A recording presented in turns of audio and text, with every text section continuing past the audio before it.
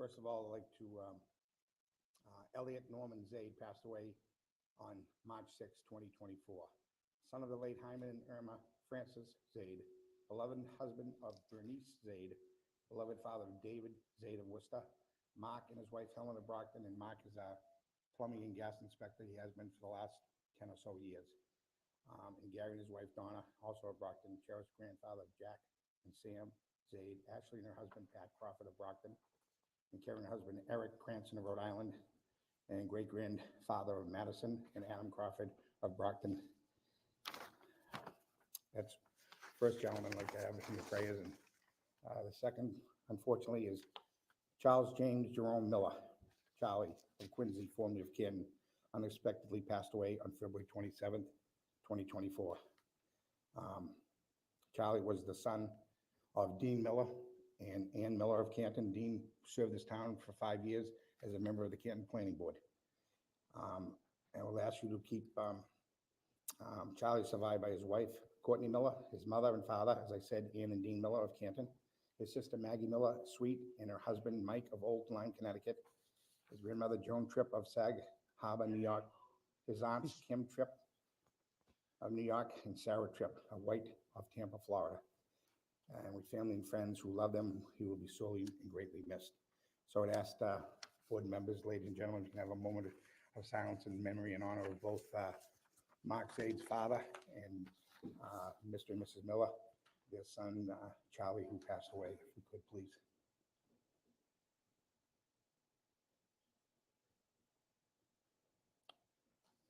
May they rest in peace.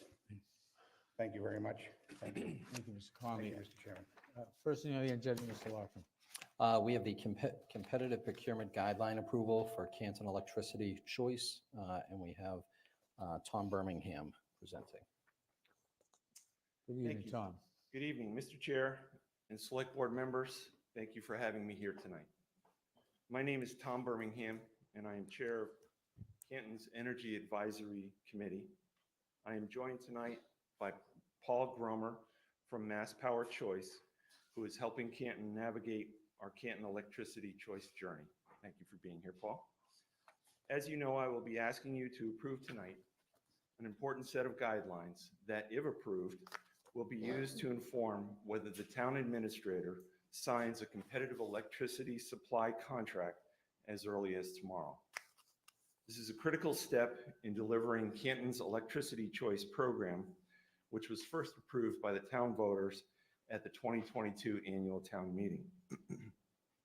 As you may recall, the last time I presented before the Select Board in February, and since then, there have been a number of good questions raised, especially around how customers get automatically enrolled and whether they can choose not to participate. Believe me, I've been in the energy business for 30 years, and it's not easy to get our arms around this concept. So, Mr. Chair, if I may, I'll take a few minutes to address some of the questions that we've been hearing and try to make sure everyone is comfortable with tonight's vote and what that means going forward. Please, thank you. Canton Electricity Choice is like a bulk buying club where the town negotiates a single favorable contract to supply electricity to our residents and businesses over some fixed period, like 2 years, 24 months. This provides several benefits, including price stability, cleaner electricity, and hopefully lower prices over the term of the contract compared to Eversource's basic service rate that we would not otherwise be able to do on our own. While program savings cannot be guaranteed, because Eversource's basic service rate fluctuates every 6 months for residential customers, history shows this program has saved a lot of money for Mass residents and businesses over time. There are approximately 167 other towns and cities in Massachusetts that participate in this program already. Eversource will remain our local electric distribution company. This was all made possible back in 1997 when the Mass law changed and allowed competition in the supply of electricity. Eversource does a fine job, and the wires, meters, and local infrastructure will still be managed by them. just to give a quick overview of where we are in the program, I'd like to turn to this slide so the audience can see. At this point in time, for the sake of brevity, where that red arrow is, we're in the fourth step of a 6-step process, and we're just about, with tonight's approval, assuming it's approved, that we'll be able to enter a procurement contract, as I said, as early as tomorrow. If that contract is signed into tomorrow, based on the guidelines that I'm asking you to approve tonight, then we would go into the 5th step, which is a public notification and education process, and then finally we would launch the program.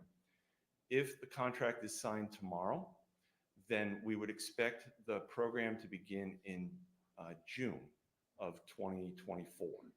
If it's not signed tomorrow, the next possible date to do this would be as soon as October of 2024, and we would begin that process in August. So that's where we are tonight. Let me just review. So the competitive procurement process guidelines that you're being asked to vote on have 5 components to them. There's pricing goals, there's renewable energy content, there's contract duration, supplier credentials, and market conditions, and something called an operational adder. These 5 elements set in these guidelines provide the town administrator with the guardrails that he will need to make a decision on whether to go or not go forward with a supply procurement contract. So the details of these guidelines is provided to you previously to tonight, and hopefully you've had a chance to review them. If not, I'm happy to take any questions that you may have on those. But if I may just continue. Wait, yes. For the audience particularly, it's important to understand this program provides 4 different options, all of which are voluntary. Option 1 is called the default, or also named the standard green option. Option 2 is something called opt-up, or the Canton Plus green.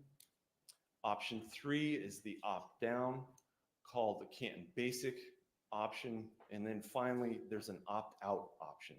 So anybody that does not want to participate in these options 1, 2, or 3 has the right, with no penalties and no fees, to opt out and go stay with Eversource's basic service rate.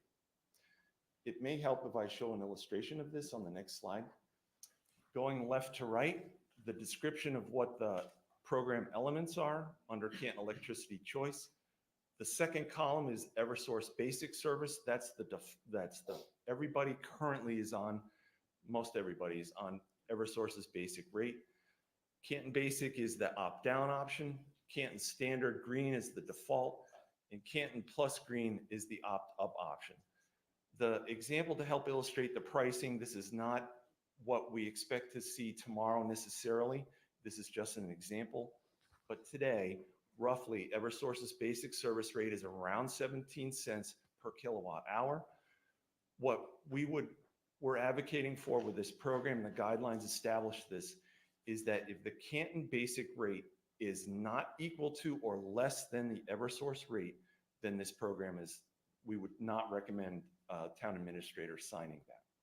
We would wait for another opportunity and see how the prices change. What we hope to see is that there's a price benefit of signing up for this, or being automatically enrolled into the Canton Standard Green option. What that does is provides, as in this example, a price benefit, and it also increases the amount of renewable electricity that customers would be paying for, up to 25% more than what the current level is being provided by Eversource. Finally, Canton Plus Green is the highest green option. In this example, we're showing that it would be comparable at 17 cents a kilowatt hour to Eversource current basic service rate at 17 cents per kilowatt hour.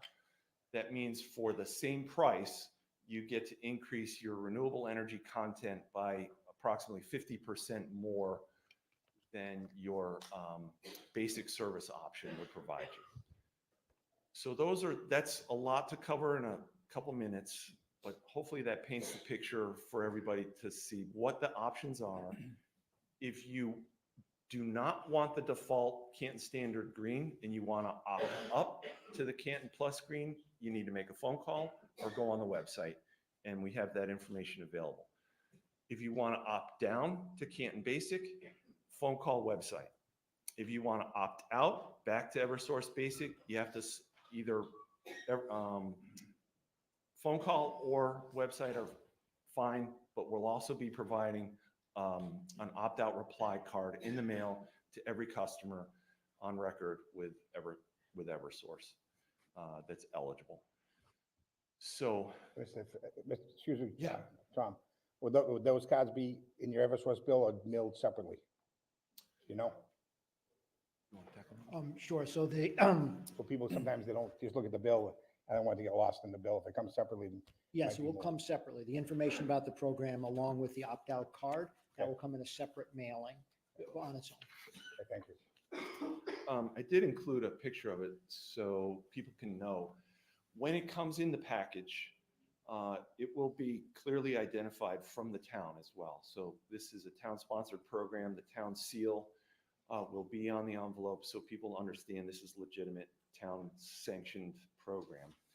In the package is the sample opt-out reply card. So again, if you're not comfortable, you want to stay with Eversource, you sign that card, you date it, you send it back in, and then your account will remain on Eversource, no change whatsoever. Can you just explain to the people, because a lot of the questions I've been asked is, why can't we opt in as opposed to having to opt out? The law is set up this program to automatically opt in customers, that default service. That was intended in part to provide the suppliers with enough customers to justify a lower, more competitive rate and better terms.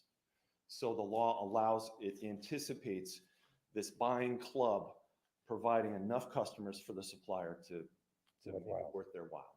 And just to clarify that you have every opportunity to opt out at any given time. You have every opportunity to opt back in at any given time with no penalty. Correct. Any other questions for Mr. Birmingham? Or-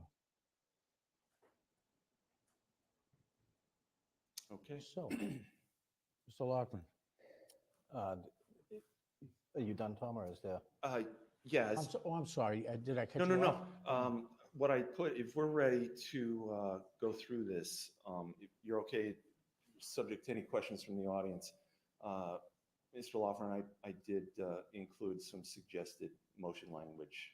Mr. Chair, just one question, Yeah. Tom. On the duration of the contract, as a standard 24 months, it's every 24 months, this is going to be reviewed for the pricing. We have a choice of how long that term is. We're recommending 24 months at this point based on the current market conditions, price stability, and a couple of other reasons. We could do shorter, 12 months, 6 months. Doesn't really make sense because that's kind of what the normal change would be. And you can go out as far as, I think you've seen 3 years or 36 months.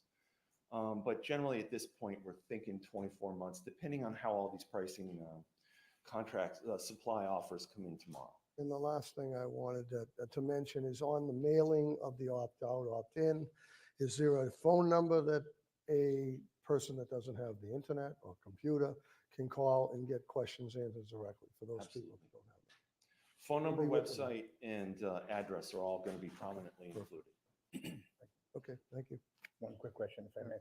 I know it's very hypothetical, but I just want to ask, what happens if the company doesn't get enough, a lot of people, everybody opts out, can they pull the plug on us, no pun intended?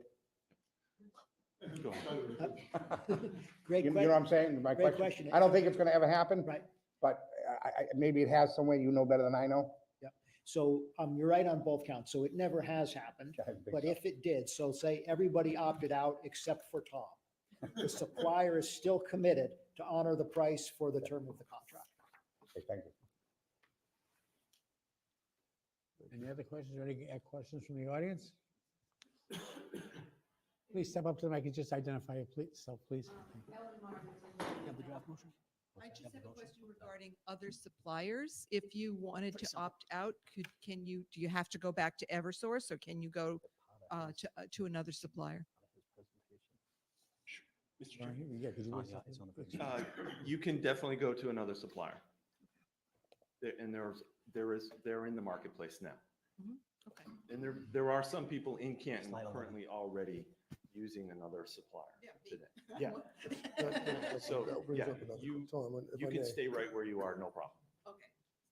I just didn't know because the rates change so often. That's why I was curious. Okay. Yeah, one of the benefits of this program is it'll give you a longer term than what you may be used to seeing under your current supply arrangement.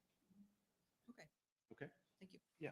So Tom, if I'm enrolled in a green energy provider now, will they be automatically notified I'm going into the Canton Choice? I don't have to do anything, or do I have to get out of that program?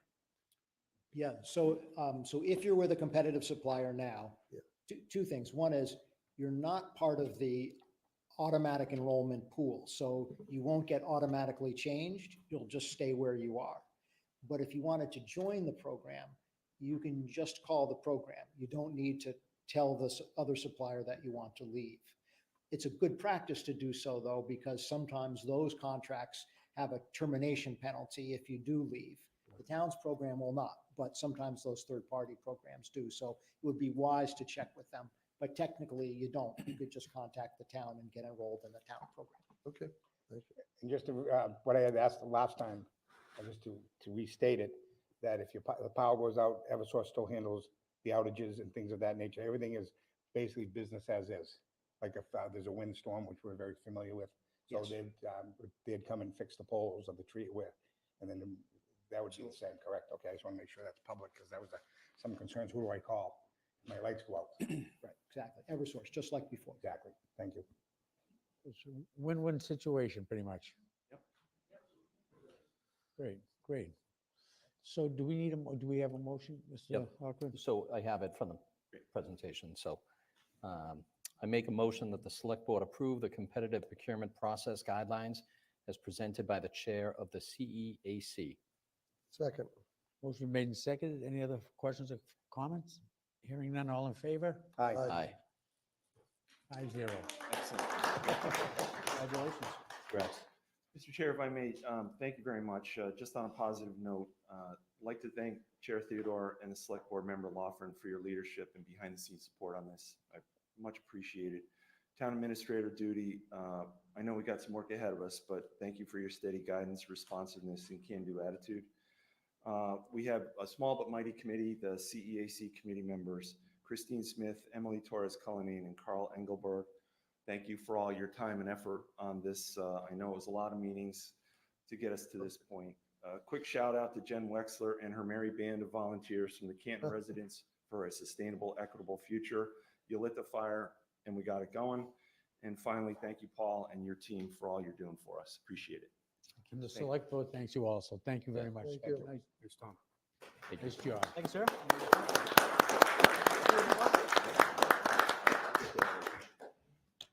Thank you, Tom. Thank you. Thank you, Paul. Next on the agenda, Mr. Lockman. Next, Mr. Chair, we have a discussion on the MBTA community zoning pre-adoption review. And I will defer to our town planner and the chair of the planning board.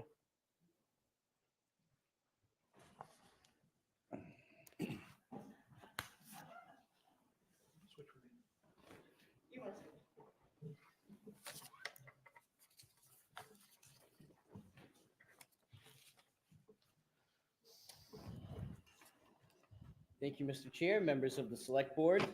We're here tonight to briefly update the board on the general progress and status of the Town of Canton's proposed zoning article for achieving compliance with Section 3A MBTA Community Zoning Law.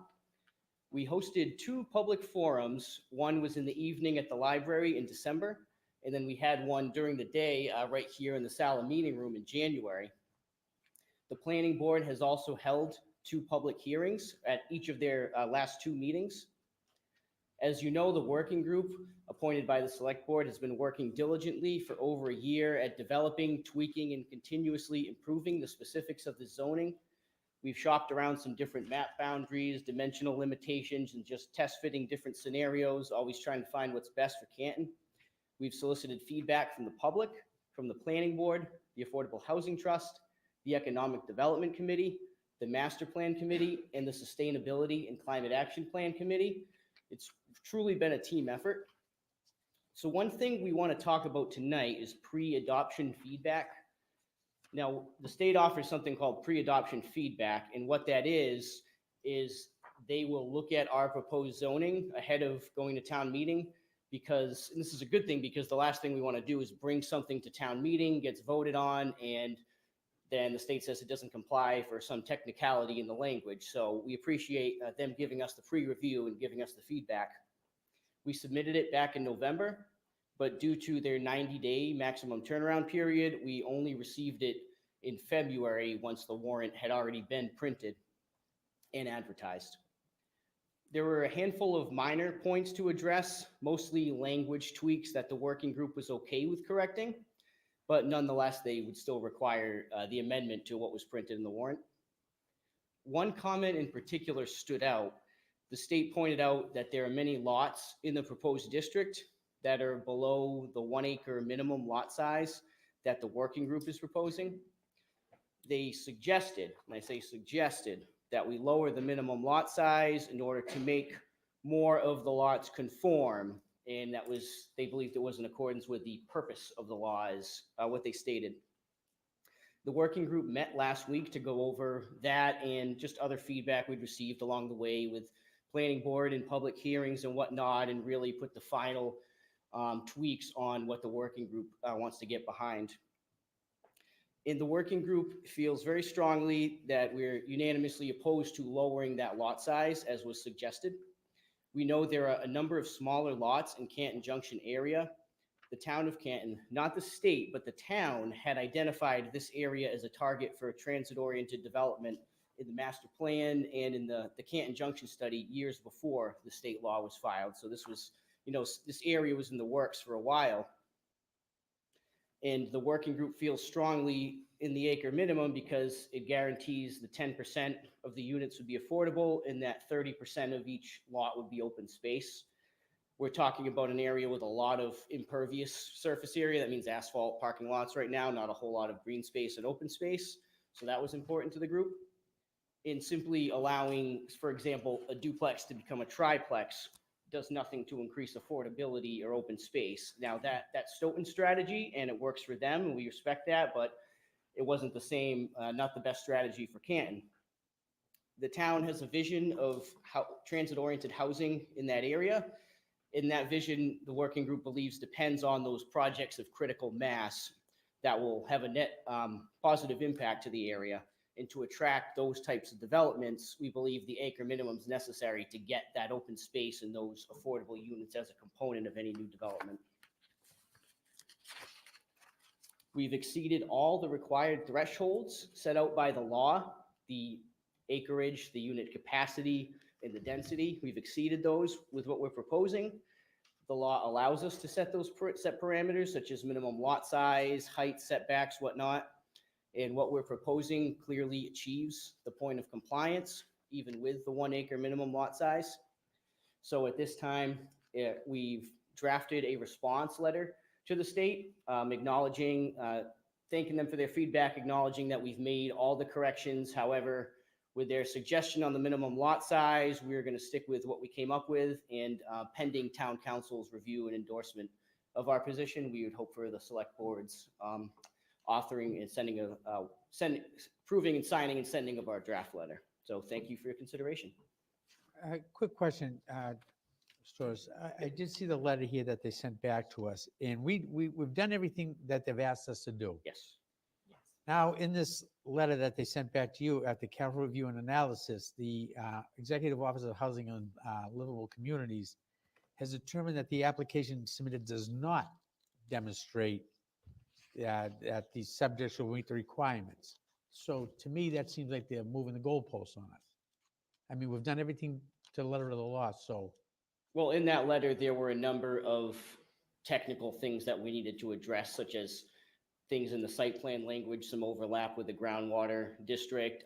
We misinterpreted part of the income limitations as 10 and 10 when it was really 10 total. So there were a lot of little things that we did need to correct, that they had correct in that letter. So by standing firm to that 1 acre, that's not an issue. Yeah, we believe that that was a suggestion and Okay. that we still check out with Right. what we had. We did follow majority of what they requested. And Oh, so, okay, that clarifies that. Any other questions or? No, and I think that the key is, I know the governor's already said she wants to work, willing to work with cities and towns. So, and I'm not putting words in town council's mouth, but he did say that this does meet the letter of the law, our original motion that's printed in the warrant that's already been gone to print. So I'm concerned that they're gonna come back and say, oh, no, we told you that that can't happen. And I don't know if the town council wants to weigh in, but I'm in favor of the 1 acre because triple deckers and things of that nature, that's not what I'm in favor of. And as you said, it won't be automatically affordable housing. But the governor's already said that she's willing and able to work and wants to work with cities and towns. I hope she does. I'll say that publicly, loud and clear. And if she wants to come, this is what we plan on submitting, and I could support it that way. If it goes back under the 1 acre, I couldn't support it. Correct. And a lot of other people that I've talked to have spoken to me had the same concerns and questions, because this is Canton, it's not a city. It's not. So that's why a lot of people moved here. So, I thank you. think to your comment, Mr. Connolly, too, the fact, the one portion that we're going to have to stay on the floor, the 10% workforce we can't have, which was put into the warrant. So I will have to go on the floor and have that stricken when we actually go to vote at town meeting. And that's what the full working group recommended, correct? Correct. Because they came back and told us to change it, and it was tweaked, and I wasn't too happy with that, to be quite honest. But now it's gone back to the original, correct? The original, plus the little tweaks like on, Yeah. yep. Eyes and, yes. Yeah, exactly. Dot Yep. the i's and cross the t's and things of that nature. But the 1 And I acre, we're assume sticking town with. council, he's a lot more knowledgeable than I am, that he should say, yes, that is correct. And I respect both of you, because you put a lot of work into this, and Kevin, you as well, so thank you. But I'm just concerned that, put your money where your mouth is, not you, the governor. You want to work with us, we want to work with you. There's going to be a lot more Miltons out there, a lot more. Oh, definitely, there's going to be a And lot more are questions. they going on to it. sue every town, city and town in the Commonwealth? I hope not. Right. You know? Mr. Chair. So Mr. Durensis is at the, Mr. Durant is that town council? So I wanted to make one comment, which is that we're asking you to support this subject to town council revisions. Yes. One of the reasons for that is that today is a meeting going on at the Mass Municipal Association at which we are analyzing the responses made to all the communities who have submitted proposed articles to see if they are saying something different for Canton as opposed to, let's say, Stoughton or someone else. That is happening today. I don't have the results of that. I had somebody attending that meeting. So we are learning more about what the state is doing and what they're up to by looking at everything they've done to date for all communities. So I'm asking that you include in any motion that is subject to additional revisions from town council. Thank you. Mr. McCourt. Mr. Chair, I do not, and I'm not enthused about this at all. I have a I've asked a bunch of questions, I still haven't got answers, such as how many multifamily units currently exist in the zone, how many be added. If we put a blank on the acreage that we have in the zone, if it was all blank and you can develop it, how many units could be put on that whole blank spot? Forget there's anything there. How many units could be put there under the guidelines that are there? On the paper we received from February 1st from the Executive Office of Housing and Living Communities, the notable change in language is the word permit from the zoning board in a lot of the language. The word permit wants to be special permit, any type of thing with permitting and with the zoning board, because this is by right. When it's by right, the zoning board has very, very little authorization. They follow the guidelines of the setbacks, size, lots, what have you have, and it eliminates the abutter. So if you have a lot across the street from your beautiful single-family home, and it's in this zoning, you could be looking at 15 units across the street from your house. So in some of these areas that are in this, and I know the group has done a lot of work in trying to locate these areas. When you do something by right, you're taking the authority of the zoning board to protect the abutters. And I have a real problem with that. In the years that I served on the zoning board, this town made zoning less dense in the years I served. They changed the zoning of golf courses so that you could have houses on golf courses when they sold with minimal 1 acre lots. They changed zonings all over the town to make it less dense, to make it harder to build. And now in this area, we're going to make it easier to build more lots. And there's one thing that Mr. Theodore mentioned earlier, and the language is about establishing the minimum size lots. If these minimum size lots go below 1 acre, if you have a single family in this zone with 15,000 square feet, you may be able to build a 3-family unit on it. So you got to consider the single family house next to a single family house getting to, this could open up Pandora's box without any protections. The zoning board is here to protect the abutters, and I stand by the zoning board. I did it for many years on the zoning board, and I have a real hard time of accepting of by right. So that is where I'm standing. If I got some of these answers, if this was a blank, how many acres in this whole zoning? 150? 150 acres times 15 units, if it was a blank slate. Am I, just off the top of my head, right, just rough math, Well, it's there- over the there are number that they're setbacks and- talking. I'm just telling you, Okay, if there's 150 available acres in Canton and they're allowed to build 15 units on an acre, it's over the 1490. So we have to look at all the numbers. And then there's another big cause, because we're really concerned in this town, is affordable housing. Section 3A does not include any express requirement or authorization for the MBTA community to acquire affordable units in the multifamily housing project.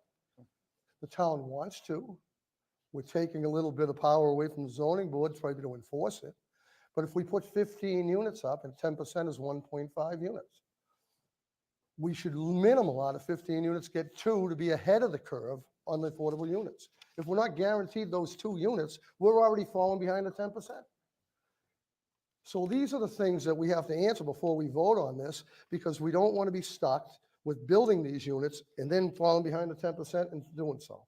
So these are just basic things that we look at, and the developers are not concerned about our 10%, they're the maximum profit.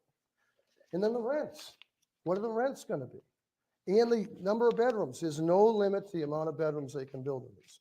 It's not 2-bedroom units, single-bedroom units. You can build 3 or 4-bedroom units. If you build 3 or 4-bedroom units, families will come, which is great. They come to this community. We are maxed out in our elementary schools. We are engaged in a middle school project now to try and alleviate the elementary schools and keep things going. If we build 4-bedrooms apartments and 3 kids come into these each units at 15 units, where are we gonna get the money to educate all these children? It's just a possibility. It doesn't mean it's going to happen. No one's saying it's going to be built, but it's a possibility it can. And we have to think about those possibilities, that this could affect our basically operation of the community, especially our schools. When we are building a school, we were hoping to build, we're working on it, to build a school that's going to alleviate 10, 15 years down the road of overcrowding. I mean, I've lived in this town. I went to the Kennedy. I went to the middle school. I was the first freshman in the middle school. It's 50 years old. It needs to be dealt with. I cannot stand those temporary classrooms. They're slated to last 15 years, and it's something that we have to deal with. We're looking at something that could definitely affect a whole section of this community, and traffic isn't a concern. It isn't in zoning anymore because you can't do traffic studies, because everybody knows the traffic's bad. It's already bad. So if you increase it by 100 cars, it's just gonna get worse. And yes, we all know the cut-throughs. My neighborhood's a cut-through. All these neighborhoods are cut-throughs. Traffic committee's going crazy trying to slow traffic in this town. And then we got speed bumps in every neighborhood, everything's, how much can we do? We're expanding, but our infrastructure isn't handling it. So this is just something I'm concerned about. And I'm very concerned about this by right. So that's all I have to say. Thank you, sir. Anybody else have anything to add, or? Oh, the last thing I would like to just say is about the affordable housing. Is I went on a website today just to find out, you know, you look at the rents in the community. How much are the rents in the community? What do we get? 3,000, 3,500, 4,000 a month. All right. Who sets the rent? Does the landlord, the state, who sets? Well, just the voucher programs that the state of Massachusetts offers. In Canton, the value of voucher, Section 8 voucher used in Canton for a 2-bedroom apartment, $3,650. A MRVP voucher, Canton, Mass, 2-bedroom, $3,300. Another voucher program, which is the alternate housing program, $3,350. These are not affordable rents. Based on the 30% housing rate that they're talking to income, you'd have to bring home clear $10,000, $9,000 to pay a month in a household income to make this affordable rent. Think about that. Think about your kids, think about your family trying to get into these apartments. They're not affordable. So we got to look at how we can make them affordable. And even at the medium income, it's not on mom and dad's salary or dad's salary or 2 roommates' salary. It's based on a family income, 18 years old. If you live in public housing, 18 years old, that income is counted towards their rent. So you got to look at how it's all calculated and how it works and how we're trying to get people to afford to live in the community. So that was just a tidbit I wanted to say and how things are actually affecting this community and where we're headed. So thank you very much. No, so just to clarify, we are required by law to send this to town meeting. So what we're approving is Canton's plan to go to town meeting. So that's Yes. just to clarify. So And I understand that. I I will know vote you're to not in send it to favor. Yeah, town meeting, yeah. but I will, apparently right now I'm opposed to it. Right, so people. Just so you know, my vote, yes, we'll send it to town meeting, but Yeah. I'm not. Okay, thanks. sometimes it's hard to tell, JR. Yeah.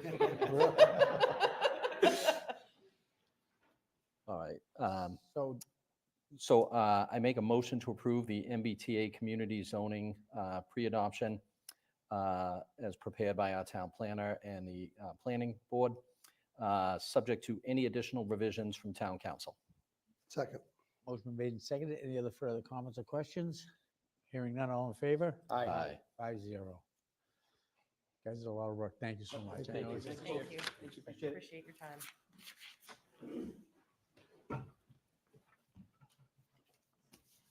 Next on the agenda. All right. Next, Mr. Chair, the select board is going to vote on positions for the annual town meeting articles.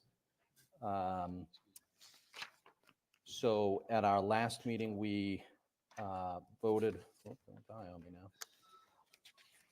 Come on. That's it right there. Last meeting, we voted to provide a position on the first 17. So we have 18 to 37 to go through tonight. So of course, my computer is on the fritz a little. All right. Do you have them?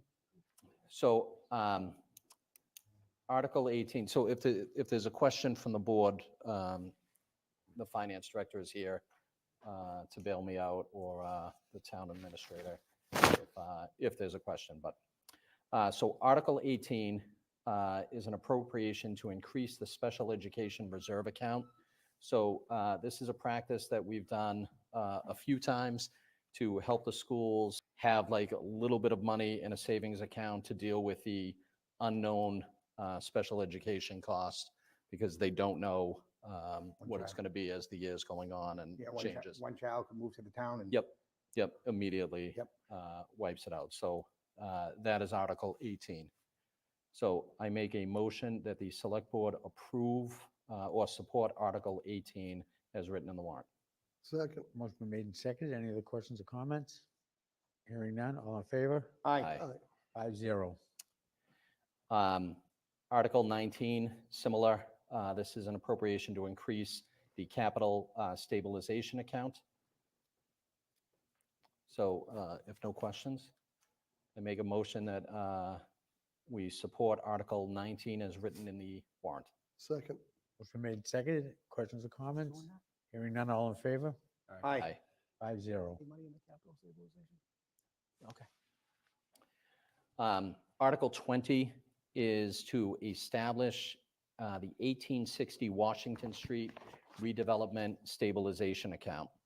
So this is the former St. Gerard's property, and what this request is to do is to put money aside for when we start moving forward with redeveloping that property based on the recommendations from the committee, that we have some money established for this to lessen the burden on the taxpayer. And this is, Mr. Chairman, this is what we did with the Galvin Middle The School. yes, Galvin Middle Spot School, right? same Is thing. that correct?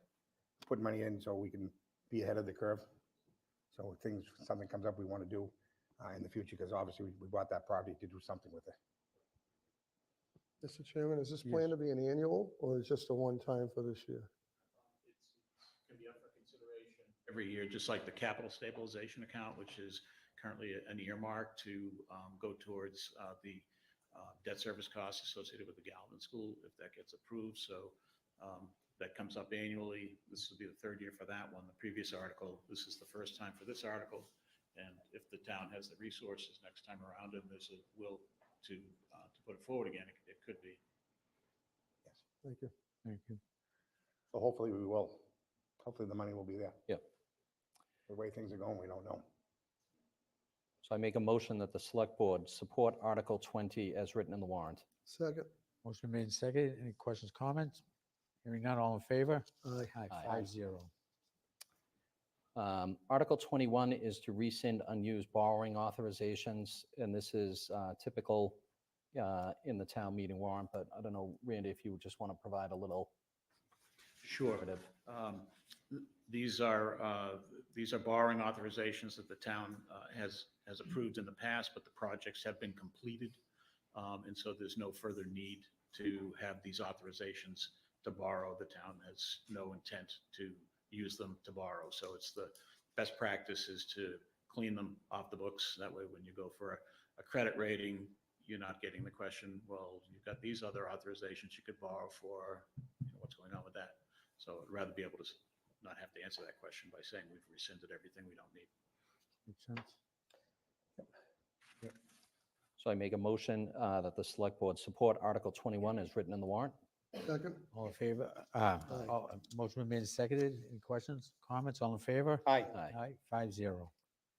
Mr. Chair, Article 22 is to transfer the opioid settlement funds into a newly created opioid special revenue fund. So the settlement funds, as the board knows, is what the town has agreed in a class action suit. And the funds that are received, we would like to put into this special revenue fund, and then it can be used specifically for opioid-related projects, funding programs, things like that. So CASA would have access to it, the fire department, the police department. Or opioids. Yeah. Correct. Yes. Board of Health. So it would give access to an account specifically related to opioid-related programs. Do we have I'm just curious, is there a dollar figure on that? Yes, so this is a technical correction by the state. The dollar figure amount is approximately 154,000.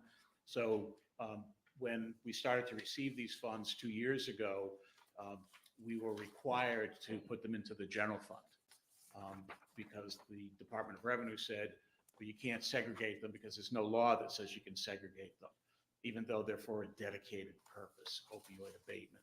So they finally corrected that this past December, and they gave us a mechanism to then now pull these funds that have been sitting in the general fund, which we've earmarked, Yeah, each piece of it. And so now we can move it with this vote, we can move it into the special revenue fund, which is a fund that can be accessed by the chief executive based on recommendations for opioid abatement. And then any future funds that we receive, which we will receive much more over time, we'll be able to deposit directly into this account. So it's directly accessible for use without appropriation.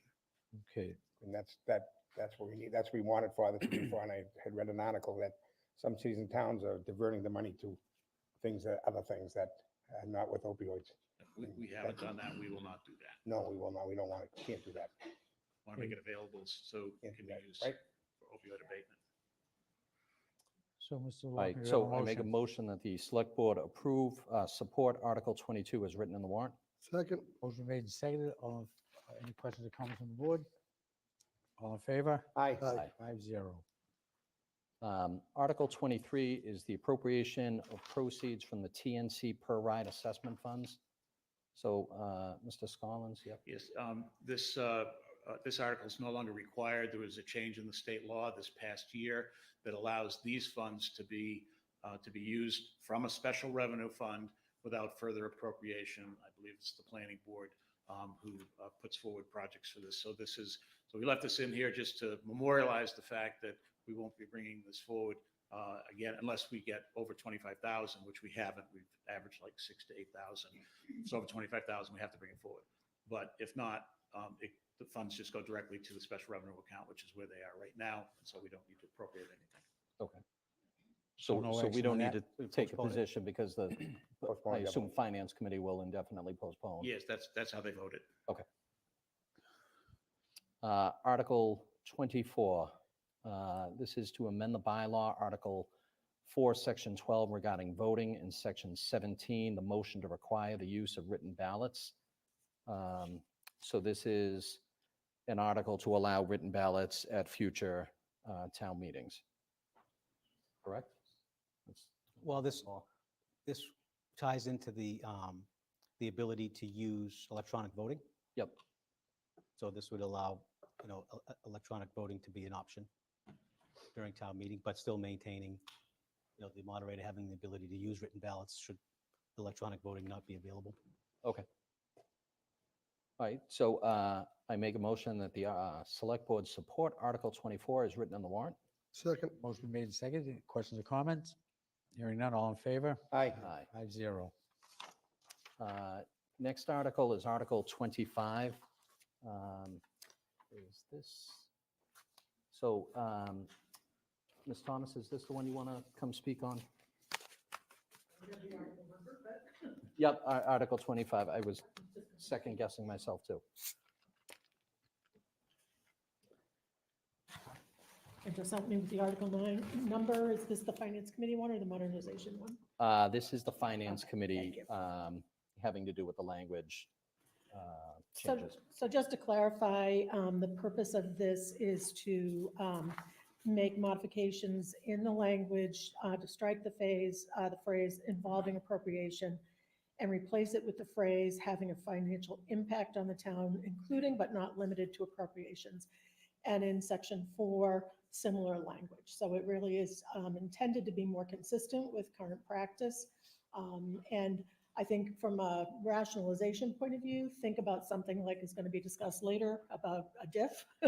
And, the way if you just keep this at appropriations, it's like, well, wouldn't you want the Finance Committee weighing in on that? Something that has a tax impact, that has impact on revenue, not just expenses. And this is very much consistent with past practice. And in fact, the bylaws actually require that the Finance Committee make recommendations on articles in the warrant and doesn't actually specify. So we're just trying to kind of clean up some language, particularly based on some feedback we received after the special town meeting.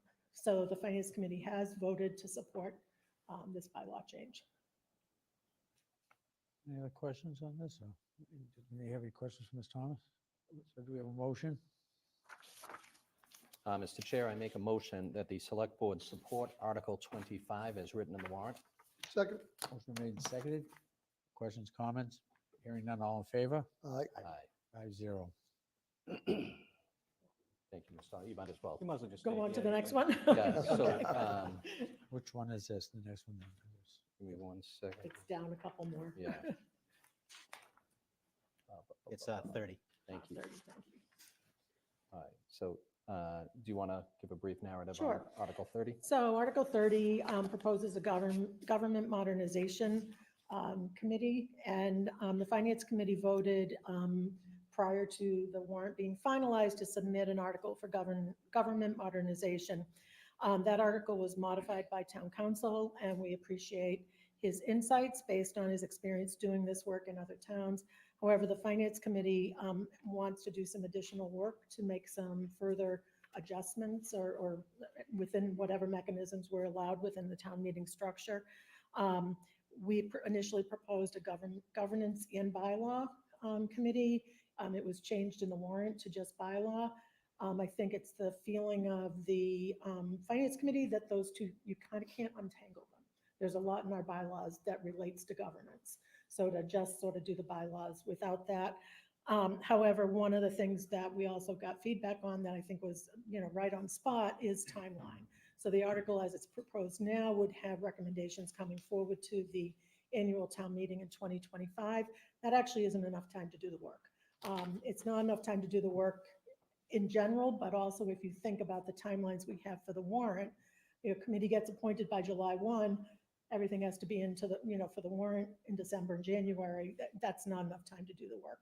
So I think, what you'll be seeing is probably a motion coming from the Finance Committee that will make some adjustments in timeline, probably wanting to stay with governance, not just bylaws, and also some adjustments to the membership, because that was also changed from the original article. We have no objections to the membership that was proposed, that was put in by Town Council, but want a stronger voice from the residents. Right now, it was a majority of town employees who need to be there. They know the mechanics, they know how town hall runs, they understand, the rules and regulations, but we also feel that we need at least one, maybe two more citizens who have also knowledge and experience and desire to have input into changes that may go forward in our town. So I think that, once the FinCom finalizes and votes on our motion, we'd be happy to kind of come back and talk to you about that. At this point, we'd encourage your support for the article, understanding that we may recommend, our motion may recommend some changes. And I will just say, some people say, well, why do we need this? We don't, why do we have to do anything? I think that if you dig into the bylaws, and I'm sure many of you have, you find sometimes more questions than you do answers. One of the questions that's has come to me recently, when we had a whole lot more people go to town meeting, they said, so how does the moderator get picked? And I had someone say to me, well, I think I'm going to go to the annual town meeting and I'm going to ask to be nominated for moderator. And for those folks who don't know, there's a lot of preparation work that goes. So the person who expects to be appointed moderator at town meeting is generally involved beginning in March and April, working with people to, town officials, select board, finance committee, others, to do the preparation in order that that town meeting is going to run smoothly.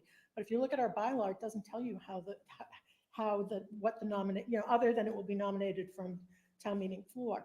Well, that would never work to have somebody stand up and say, I want to be the moderator and get elected right there on town meeting floor. Mr. Hines is here, he can tell you that would be very terrible for everybody. So.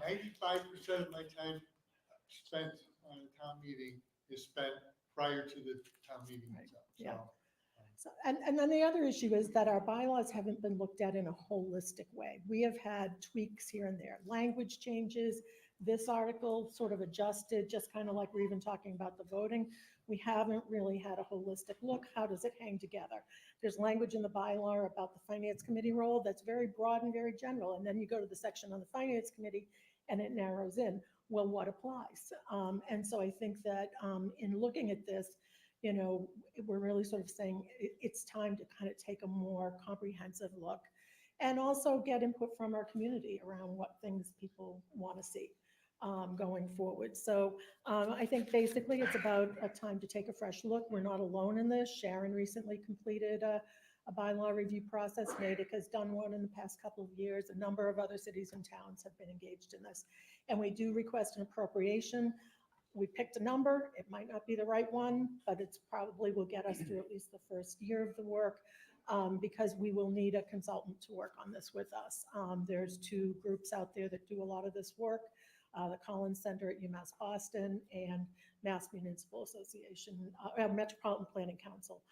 They do this kind of work. So I think we'll want to get the committee, not me, but the town will want to get that kind of expert guidance from people who have done this work with other cities and towns, because it's a big job. So that's kind of where we stand and what we're looking for support. And I do want to acknowledge I had an opportunity to meet with Mr. Duty, also Jen Chameleon, and I think really got some helpful feedback from them as well as we think about how this goes forward. Mr. Chairman, through to the chair. So if I heard you correctly, have you been working on your motions that you're going to be adding to this?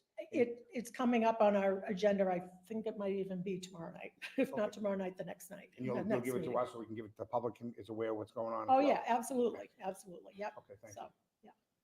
yeah. Yeah, and any motions will be in the warrant that goes out to the Right, public. okay, So, thank you. so there shouldn't be any surprises. And I assume in the past couple of years, the moderator has done an open session ahead of time to review all the articles and sort of motions. You know, I can't speak for the moderator, but certainly that would be another opportunity for us to educate the public. Thank you.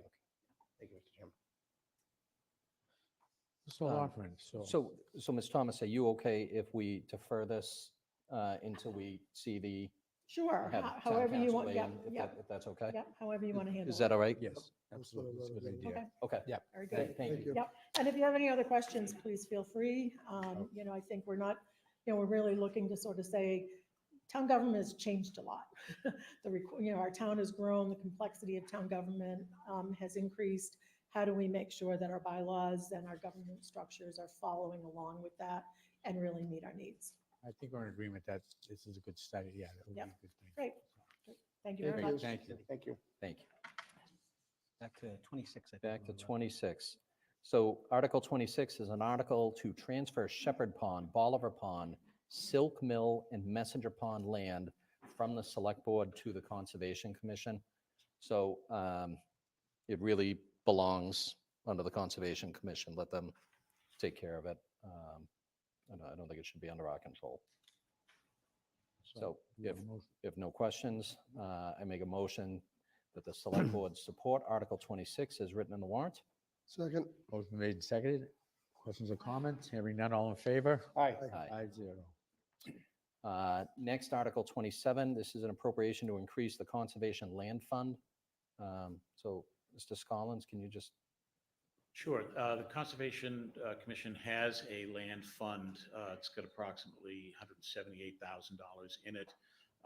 And it's common for conservation commissions to ask for anywhere from $5,000 to $10,000 to contribute towards the fund. So the commission can do work that's not otherwise funded within the budget to maintain properties.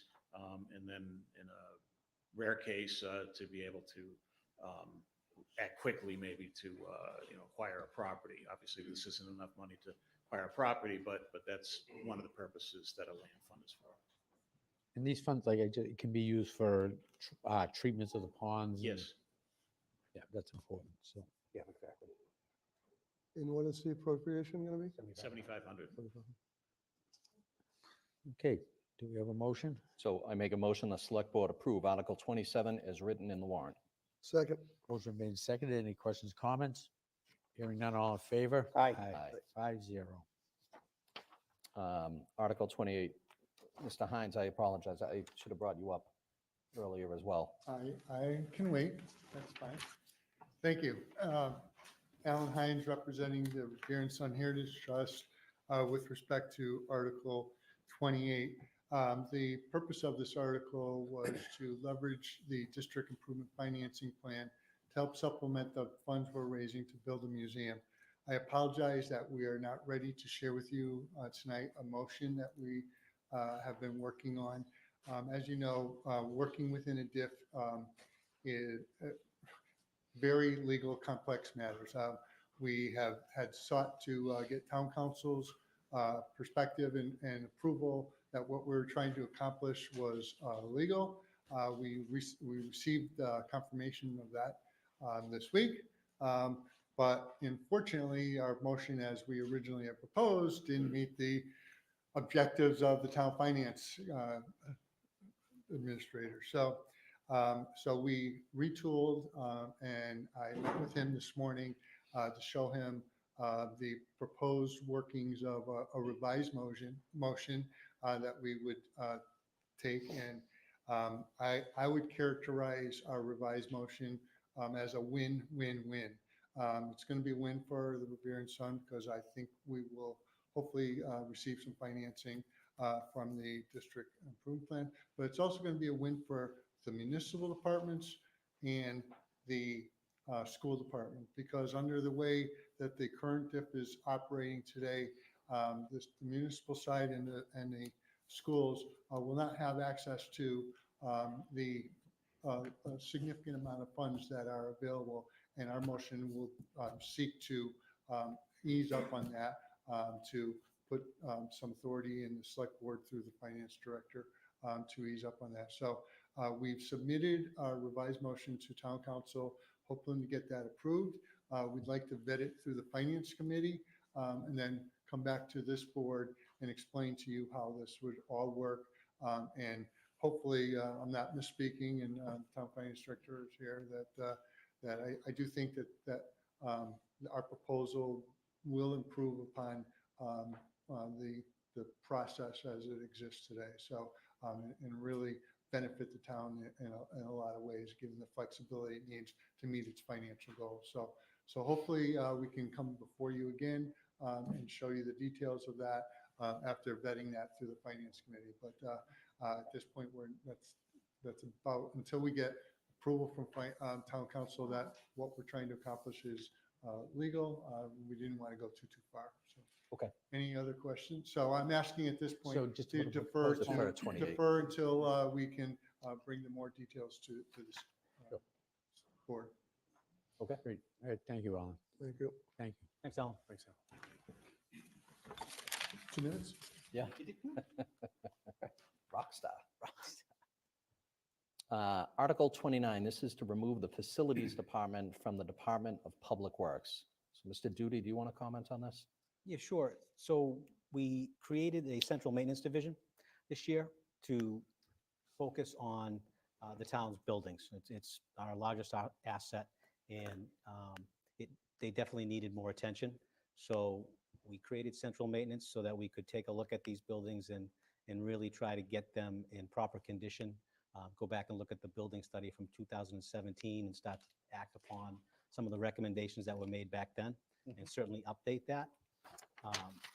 And the goal was to get central maintenance to be its own department, with its own department head, and then staff it properly to take care of what the town's largest asset. Part of that process, the first part of that process was to hire a central maintenance director, which we did for this fiscal year. The second step in this process would be to then make it its own department. So this article is seeking to do that. The reason why it has to be a town article is because at some point, Canton voted through town meeting to have DPW absorb central maintenance, or it was known as building and grounds. So at one time, it was its own standalone department. So we're seeking to get it back to being its own standalone department.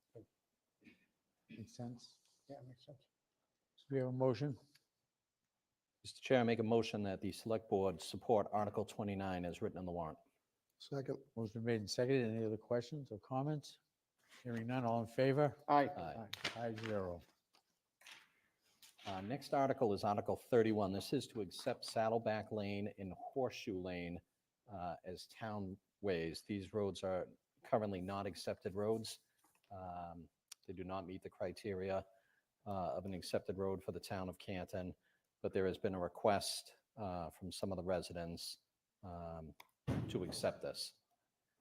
So, Charlie, do you want to talk at all about it, or you don't have to? No, sure, yeah. I actually spoke about this at the Finance Committee meeting last week.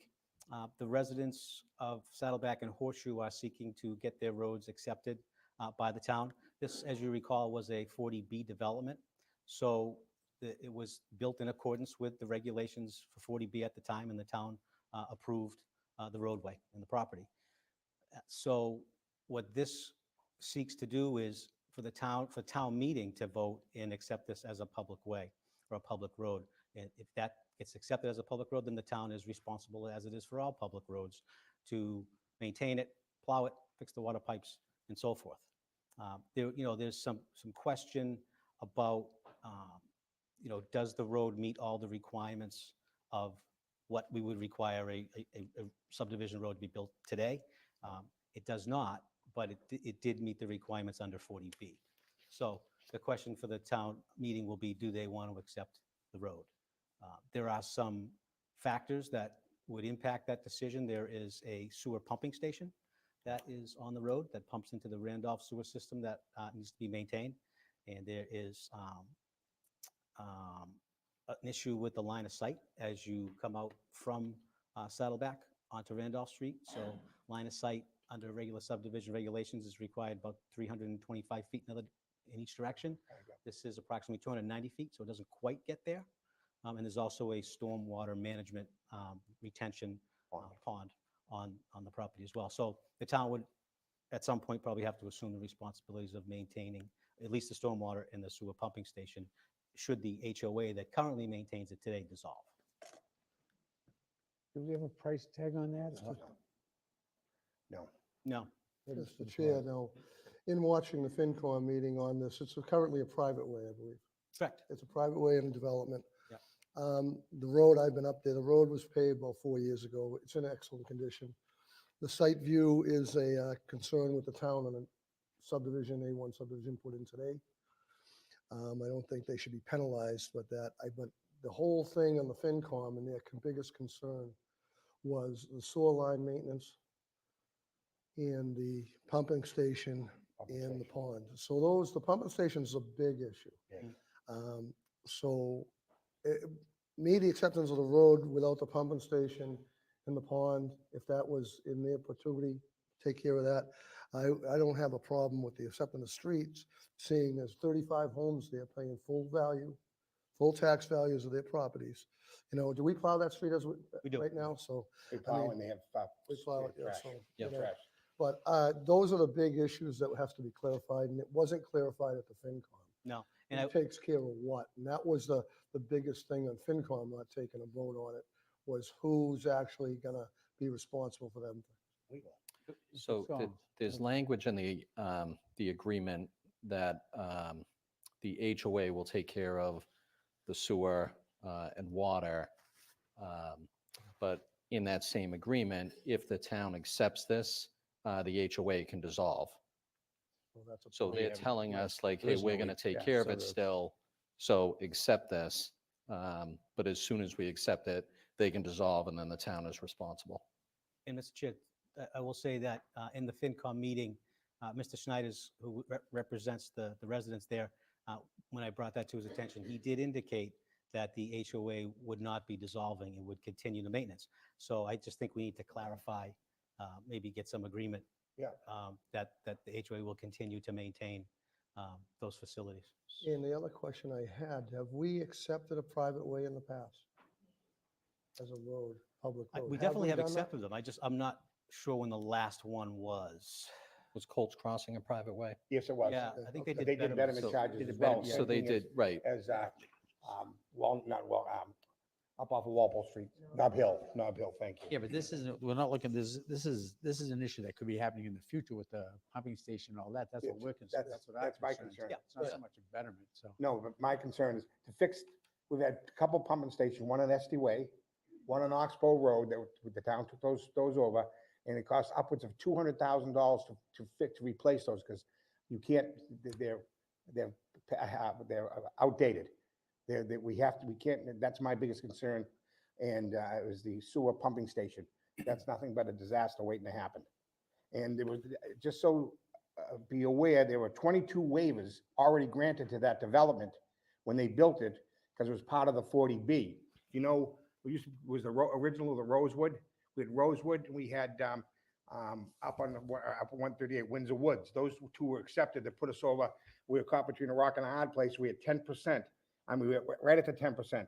We had to go over 10% for no more 40Bs. Now that put us to 13%. Right now, we're roughly at 12%. So we're still on the upper end. So there were 22 waivers on that street. The street's not, not legally wide enough, and you know better than I, for two fire engines that can't go up and come down at the same time. And I'm not, town meeting will ultimately make this decision, but that's a major concern of mine. And also, there's 88 roads, streets in this town that are unaccepted, 88 of them. That's a lot of roads. And if we open this, I know that there's talk of putting a committee together, maybe bond something to address some of these towns, some of these streets, excuse me. And that's something that is gaining momentum because, people say, well, how did this happen? Because you'd be surprised that streets are unaccepted. And the people, your lawyer, your bank, your real estate agent, they should have, in the builder, got the money and took off. Let's be honest. Let's call it what it is. So I'm very concerned. There's 88 roads, and it's going to open the floodgate. And the sewer pumping stations is a major concern because it's upwards of several hundred thousand, at least $200,000. no question. The last two on SD Way and Oxbow Road. Mr. Chairman. No, Mr. Scollins. Thank you, Mr. Chair. I just wanted to clarify that if you accept the road, you accept everything underneath it forever. So water and sewer is underneath it. Right. Stormwater is underneath it. So there's no separating that out. You accept the road, you accept all the infrastructure and the liability. And just by law, if roads are not accepted, the town can't spend more than $500 per fiscal year fixing something. I mean, if there's an emergency, we've done in the past. But we do plow it, we do sand it, and we do pick up the trash. Because legally, we don't have to, but I, as I've always said, morally, I do. And we have a rule of thumb, anything more than 2 homes, God forbid there's a fire or there's a police emergency, we have to get the emergency folks up there to help the folks. So, Okay. Mr. Lockwood, do we put this to a motion?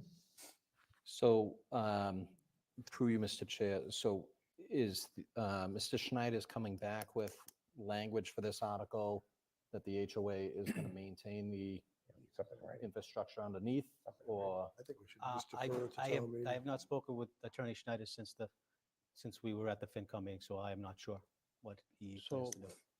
So why don't we just take a position on this tonight to either support or not support it? Okay.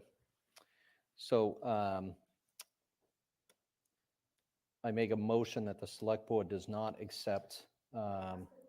Not on these, no, I'm sorry. This is a board decision here. We're discussing how we stand on articles. That's what we're doing tonight. So it's not open for discussion. If you have a question about this, you can certainly do this at town meeting. So town meeting will make the ultimate decision, just so you know. Yeah. Mr. Lockman. So I make a motion that the select board does not support Article 31 as written in the warrant. Second. Motion made and seconded. Any other questions or comments from the board? Hearing none, all in favor? Aye. Aye. 5-0. Mr. Chair, Article 32, 33, 34, and 35 are zoning articles, and we typically defer to the, and 36. So 32 through 36 are zoning articles. Yep. And I make a motion that the select board defer those articles to the planning board. Second. Motion made and seconded. Any other questions or comments on? Hearing none, all in favor? Aye. Aye. 5-0. And finally, Mr. Chair, Article 37, this is the budget ball. So this is just to appropriate the funds to meet the expenses for next fiscal year. So I make a motion that the select board support Article 37 as written in the warrant. Second. Motion made and seconded. Any other questions or comments on it? Hearing none, all in favor? Aye. Aye. 5-0. Thank you, Mr. Stallings. Thank you. Have a great night. Thank you. Thank you, Alan. Thank you, Mike, Randy. thank you. Thanks, Alan. Next on the agenda. All right, so now can move Number here. 3. All right, so we are postponing item number 2, which was the Auto Gallery. Canton Auto Gallery. Okay. So number 3, I move that the board approve the application to obtain a special license to serve all alcoholic beverages and one-day entertainment at a one-day event for Patrice Wesner at the barn in the open space next to the barn at Paul Revere Heritage Site, 4 Rolling Mill Way on June 22nd, 2024, from 3:30 PM to 9 PM, contingent upon building commissioner, police chief, and fire chief approval. Second. Motion made and seconded. Any questions? All in favor? Aye. Aye. 5-0. Next, Mr. Chair, I move that the board approve the application to obtain a special license to serve wine and malt beverages at a one-day event, a trivia night fundraiser to be held for the Friends of the Canton Public Library, located at 786 Washington Street, Canton, on May 10th, 2024, from 7 PM to 11 PM, contingent upon building commissioner, police chief, and fire chief approval. Second. Motion made and seconded. Any questions? Hearing none. All in favor? Aye. Aye. 5-0. Next, Mr. Chair, I move that the board approve the application to obtain a special license to serve all alcohol at a one-day event and application for a one-day entertainment for the Sharon Crowley Martin Memorial Fundraiser to be held at Prowse Farm, 5 Blue Hill River Road on May 4th, 2024, from 4:30 PM to 10:30 PM, contingent upon building commissioner, police chief, and fire chief approval. Second. Motion made and seconded. Any questions? Hearing none. All in favor? Aye. Aye. 5-0.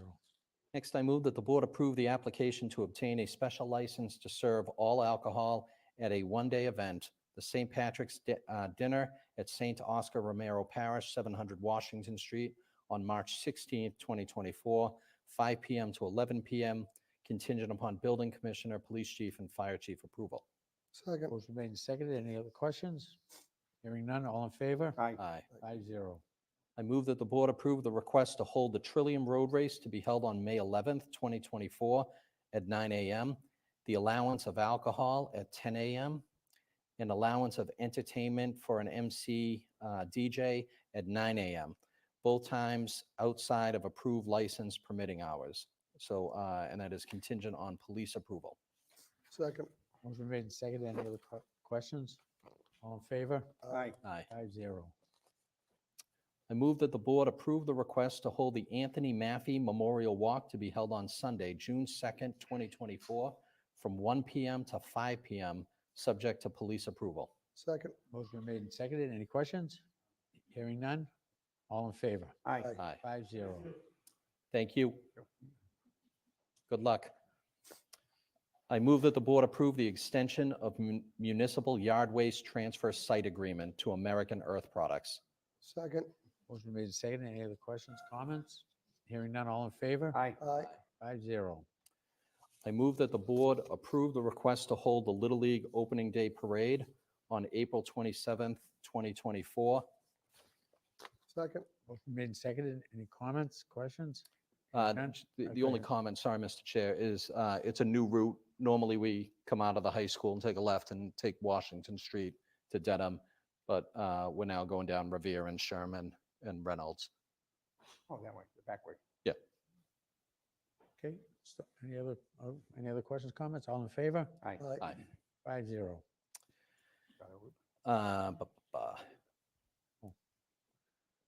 At the recommendation of the Human Resource Director and the Town Accountant, I move that the board approve the appointment of Accounting Specialist, Accounts Payable, Deanna O'Neill. Second. Motion made and seconded. Any other questions, comments? Hearing none. All in favor? Aye. Aye. 5-0. At the recommendation of the Human Resource Director and the Operations Manager, I move that the board approve the appointment of Heavy Equipment Operator for Sewer, Yomar Rosado. Second. Motion made and seconded. Any comments, questions? Hearing none. All in favor? Aye. Aye. 5-0. And this is a reappointment for the Cultural Council, which is about to expire, and it's for a second term. I move that the board approve the appointment of member to the Canton Cultural Council, Patricia Cohen. Second. Motion made and seconded. Any comments, questions? Hearing none. All in favor? Aye. Aye, sorry. 5-0. Next, I move that the board accept and authorize the use of the gift in accordance with the terms thereof under Mass General Law, Chapter 44, Section 53A, the donation of $25 in the memory of Ada Goodrich from the Women's Benevolent Union Congressional Church of Canton to the Parks and Recreation Department. Second. Motion been made and seconded. All in favor? Aye. Aye. Thank you. I move that the board accept and authorize the use of the gift in accordance with the terms thereof under Mass General Law, Chapter 44, Section 53A, the donation of $10,000 from Canton Copperworks LLC into the Conservation Land Fund. Second. Motion been made and seconded. Any questions, comments? Hearing none. All in favor? Aye. Thank you. I move that the board accept and authorize the use of the gift in accordance with the terms thereof under Mass General Law, Chapter 44, Section 53A, the donation of $100 from Lillian and Robert Junior to the Department of Elder and Human Services. Second. Motion been made and seconded. Any comments, questions? Hearing none. All in favor? Aye. 5-0. I move that the board accept and authorize the use of the gift in accordance with the terms thereof under Mass General Law, Chapter 44, Section 53A, the donation of $1,500 in memory of Bob DiEsso from the DiEsso family to the Department of Elder and Human Services. Second. Motion made and seconded. Any other questions, comments? Hearing none. All in favor? Aye. What a great man Bob DiEsso was. Yeah, sorely missed. Absolutely. I move that the board accept and authorize the use of the gift in accordance with the terms thereof under Mass General Law, Chapter 44, Section 53A, the following donations to the Beautification Committee for Cleanup Day. Trillium Brewing Company, $250. The Bank of Canton, $1,000. Hebrew Senior Life, $2,500. And SEM X2 Incorporated, $250. Second. Motion made and seconded. All in favor? Or Aye. Comments? All in favor? 5-0. And this is part of the grant agreement for the billboard at 120 Cedar Street. I move that the board accept and authorize the use of the grant in accordance with the terms thereof under Mass General Law, Chapter 44, Section 53A, the grant of $12,500 from Outfront Media for 120 Cedar Street. Second. Motion made and seconded. Any other comments, questions? Hearing none. All in favor? Aye. Aye. 5-0. This is for a street light to be installed on pole 37, which is to the left of 400 Washington Street. And I believe this was a citizen. Citizen request. There was a light up there. Yeah, this would be for one. I thought there was a couple of lights that went down in that area years ago that were never replaced. But I guess this would be the start of it. So Yep. The GPW went up. Again, I thought there was two, but I can look into that. But I we'll move work that on the this one. board, sorry, Mr. Chair. I move that the board use up to $2,000 from the billboard mitigation account to install a new street light on Washington Street.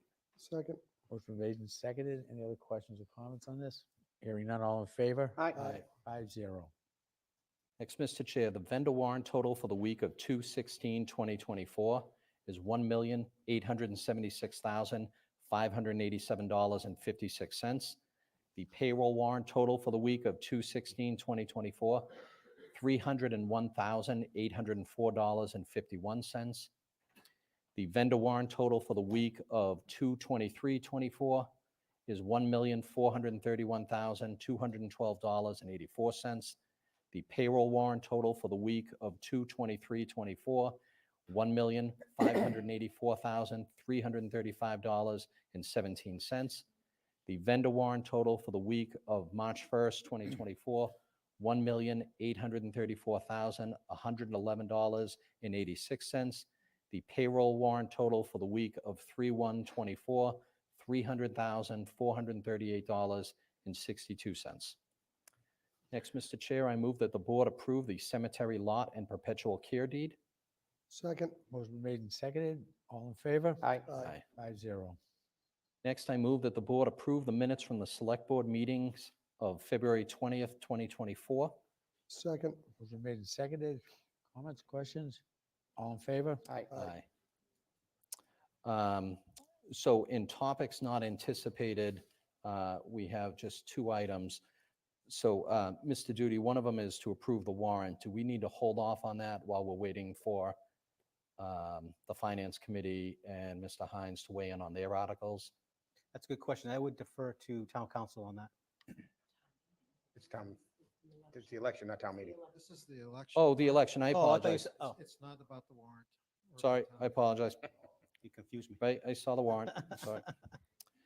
So at the request of the town clerk, I move that the board approve the warrant for the annual town election.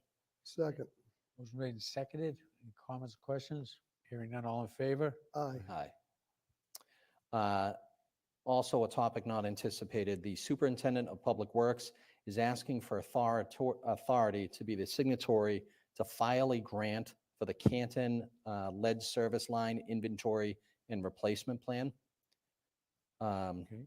So I make a motion to authorize the Superintendent of Public Works to apply and sign for a grant for up to $280,000 for the Canton lead service line inventory and replacement plan. Second, Motion made and seconded. Any comments or questions? Hearing none, all in favor? Aye. aye. Next, Mr. Chair, we have the Town Administrator update. Judy? Yep, not, just one item tonight, Mr. Chair, for the board's information, the Human Resource Director for the town has scheduled supervisory training for departments for their assistants. So this would be for the next level below the department head. She's organized supervisory training that's going to take place over 3 weeks. It'll be each Thursday for 3 weeks, where the assistants will go through a variety of topics that have to do with, supervision of employees. So it's a progressive program that she's putting forward. It hasn't been done here in the past. So, really grateful that she put that together. Should do a lot of good for our assistants and helping them become better leaders and also improve succession planning. So kudos to her. So, Jody, thank you. Next, Nothing else? Mr. Chair, we have some clerk notes, so I'll defer to me. So a reminder that the third annual Canton Cleanup Day will be held on Saturday, April 6th from 10 to 12.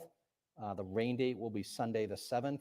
People interested in volunteering should visit the website keepcantonbeautiful.org. The Canton Library will be hosting a vibrant Persian New Year celebration on March 23rd at 11 a.m. All are welcome, but this event is tailored more towards children. Please visit the library for more details. The Canton Heritage Festival is coming soon to the Paul Revere Heritage Site. The date will be May 18th, and more details will be coming soon. I suggest that you come and see Legally Blonde, the musical, at Canton High School this coming weekend.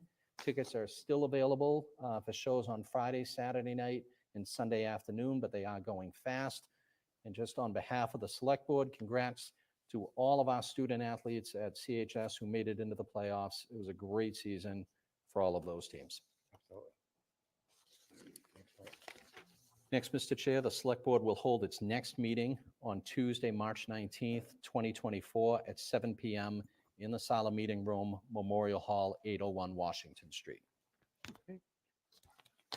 That's it. With that, So, public comments. next to the public comment section, again, I'm going to remind people that this is,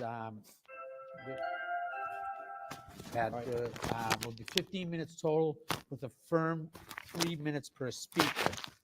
I would encourage those that do wish to speak, be mindful of the others. Starting with that, we'll go back and forth. We'll start on the left side of the room. If you could just identify yourself, please, and go from there. That's my side? My side? Yep, Is my microphone on? should be. Yep, yeah, we Is it can on? answer. For the people at home. Kathleen Howley, Canton resident. There was a gun threat last month at the Canton Middle School. Instead of addressing it transparently and responsibly like Norwood did, when it had hit its shooting threat at its middle school on Friday, the Canton superintendent and the Canton chief of police covered it up. Parents received no details about the shooting threat in Canton that was averted only by chance. A parent happened to see it and report it. The only communication was a super vague email sent 2 hours after parents dropped their kids at school the next day. It was deliberately vague about a threat of violence, far more vague than other safety updates we get from the schools about medical emergencies or power outages. It did not use the word gun or weapon. I've seen the video. The student says he's locked and loaded, that he has cleaned his guns on Sunday, and that the next day, a Monday, a school day, he will see you all in hell. The wording reminded some parents, including myself, of the threat posed by Ethan Crumley the night before he went to school and killed 4 children. We have received zero information, including the type of gun and whether the police searched the house for other guns. Recently, a Canton citizen wrote to Charlie Duty about the shooting threat. Charlie said it was the superintendent's responsibility and the police couldn't say anything, even though other towns, including Norwood, are able to update their citizens, minus the minor's name, of course. There you have the three highest paid employees in Canton: the superintendent, the police chief, and the town administrator. None of them feel urgency about communicating with parents about a threat of violence involving Canton children. It's been 5 weeks. You, the select board, are the police commissioners of our town. Our police chief's contract says she works under the direct day-to-day supervision of the select board and the town administrator. You've said that you don't want to oversee the police chief, so you don't do it. Imagine if any of us said that about our job. We don't like doing part of it, so we don't do that part.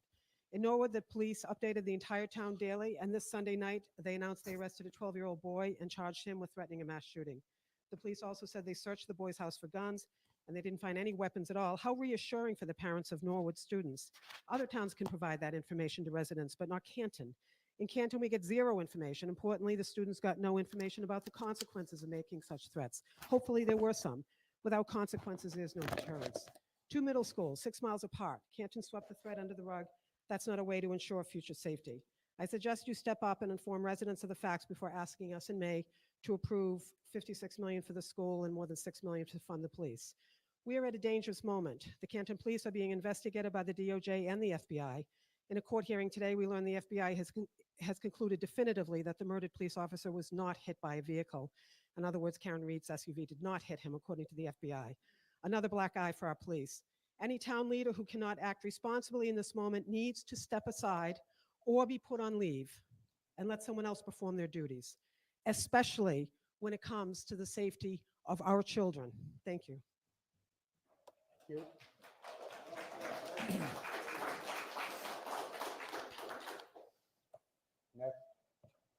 Good evening. I have a question for the board. Identify yourself, please. Jennifer O'Donnell.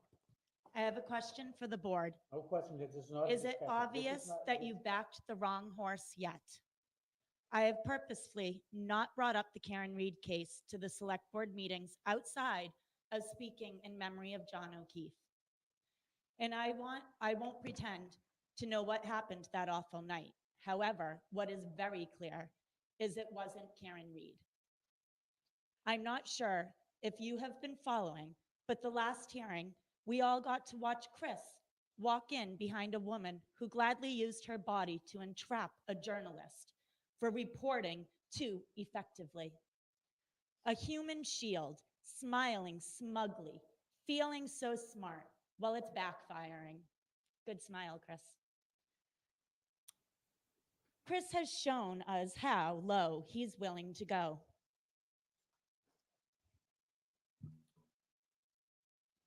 I believe the court was told she is family. Chris has taken to using people as collateral now, bending and twisting the laws and rules to his own needs. Chris Albert, you and the Commonwealth brought the circus to our town. You and your bad judgment call after bad judgment call are the reason so many keep showing up. It's that simple. You are the sideshow. You claim to be a scared witness. You're not scared, Chris. This is a game to you. Don't know what happened that night, but we do know what's happened ever since. And you continue to abuse the seat that you sit in and use our resources as a town and a state for your personal protection, including using us as your human shield. You weren't scared when you singled me out at the courthouse, Chris.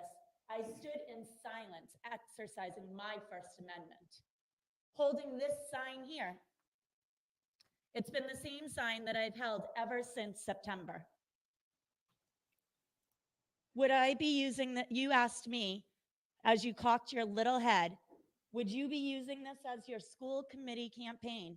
No, Chris, because until you singled me out, I was able to keep these two completely separate. I have this sign from the start. We have Meatball Morrissey and Corrupt Proctor, infamous solo cops in a killer playlist. Nothing scary, nothing bullying, nothing about you, nothing about anyone else in this town. No mention of the McAlberts. You have used trashy people in court as a shield, and you have used our town as a shield long enough. You and the entire family and social circle are involved in this case to be making any sound judgments on behalf of our town. You should take the time to focus at home. Thank you. Chris, You should be I'll- embarrassed of yourself. Down. You should be embarrassed of yourself. Embarrassed. Order.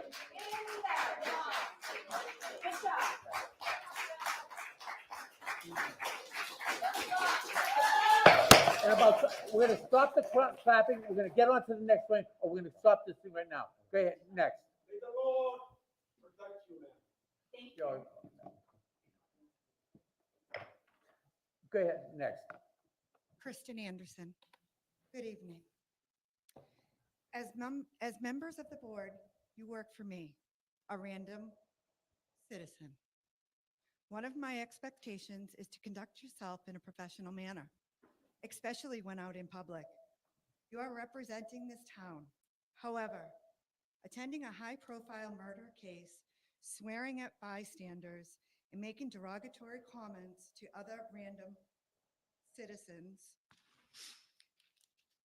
that are currently running for specific seats within the town. Well, that is extremely inappropriate and unacceptable and should not be tolerated. I know I do not tolerate it. With that being said, we're part of, dude, you gotta go. Do you not understand? Thank you and have a good evening.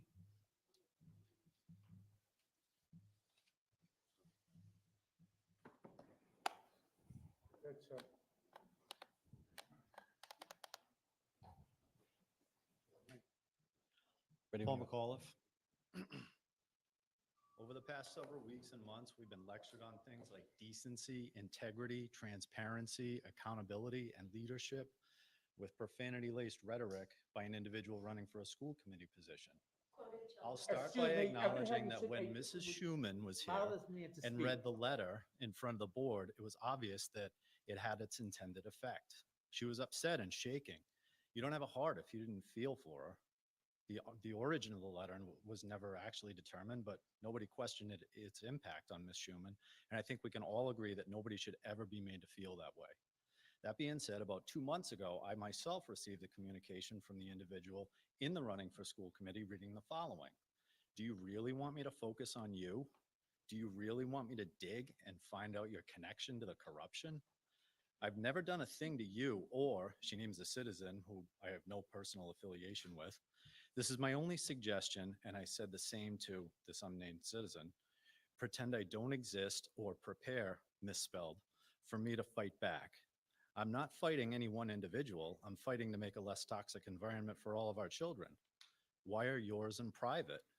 That's what I've been told. We have such great schools. Who's paying for the private school? I haven't wasted my time looking into you, but maybe it's time. Unlike the letter Ms. Schuman received, this message had a timestamp, date stamp, name, and photo attached. What I have to say to this person is go ahead and dig, whatever the hell that means. I can tell you what you'll find. You'll find me probably laughing at something inappropriate or making a comment on social media that's maybe unpopular in your circle. You know what that means? It means I have a personality and that I'm flawed, just like you, just like every other person in this room and in town, everyone.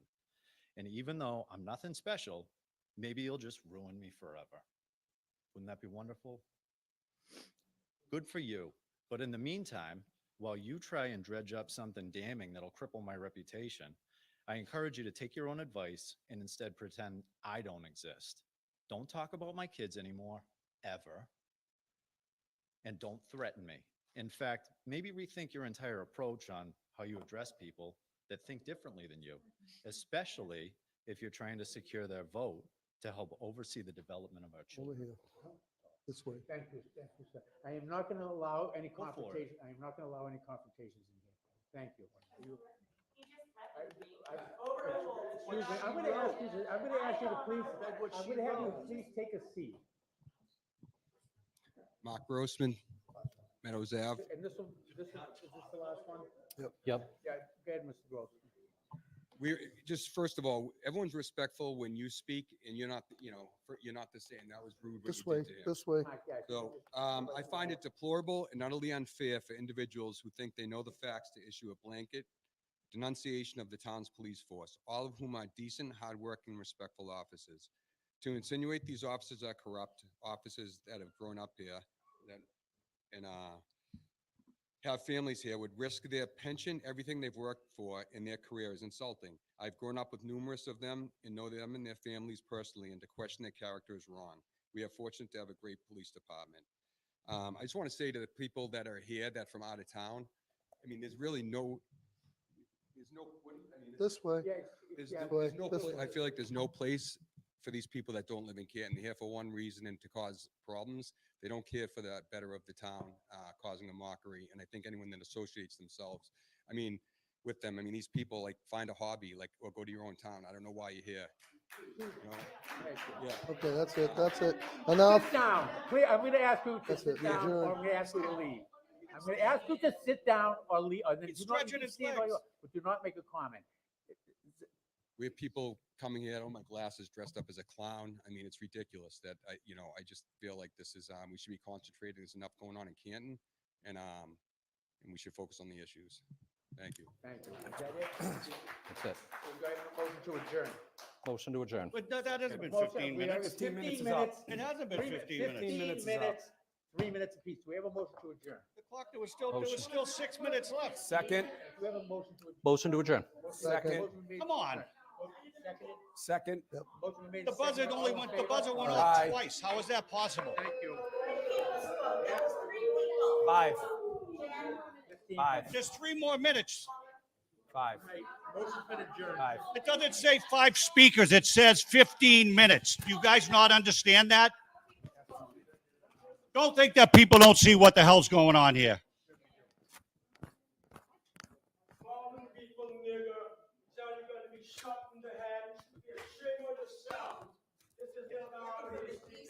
Oh, my God.